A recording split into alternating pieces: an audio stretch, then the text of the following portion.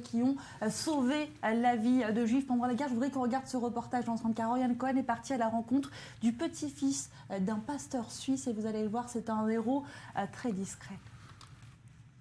Cet homme, c'est Paul Sbinden, pasteur suisse dans une église française durant la Seconde Guerre mondiale, un pasteur sans histoire.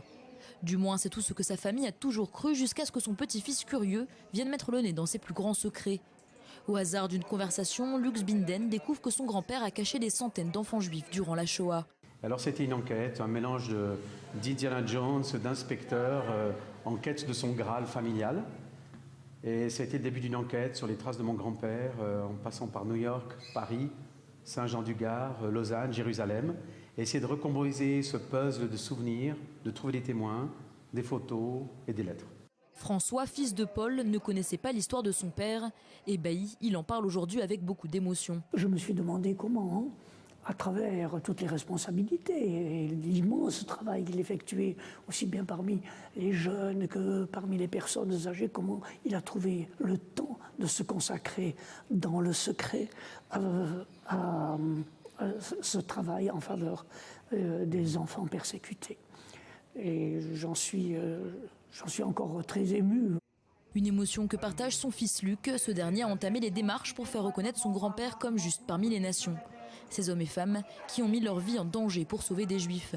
Il en existe plus de 27 000 dans le monde. Pourtant, le processus de reconnaissance est long et très complexe. Mon rôle est donc de prendre ces dossiers et de faire une enquête, de commencer à rechercher les témoignages des personnes sauvées ou, comme je viens de le dire, de leurs descendants, et également tous les détails, comment, à quelle époque, dans quel endroit ces personnes ont été sauvées, et également par qui.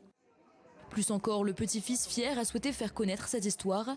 Il contacte le lycée Mikvé Israël, objectif partager avec la nouvelle génération le souvenir héroïque de son grand-père. Rebecca, touchée par l'épopée courageuse de Paul Sbinden, s'est emparée de ce récit et a décidé d'organiser une exposition sur la vie de ce héros oublié dans le lycée dans lequel elle travaille. Et donc je me suis dit, écoute, j'ai une idée, je vais faire une petite exposition scolaire pour remercier ton grand-père d'avoir sauvé des Juifs, tout simplement. Après plusieurs mois de discussion via Skype avec Luc, les jeunes étudiants ont construit cette exposition avec beaucoup d'enthousiasme. Derrière un projet pédagogique à ses débuts, une réelle aventure humaine. L'exposition s'est déroulée en présence du fils et du petit-fils de Paul Sbinden, de l'ambassadeur de Suisse en Israël, de responsables du musée de Yad Vashem et de tous ces jeunes porteurs d'un message pour l'avenir. Voilà pour ce reportage consacré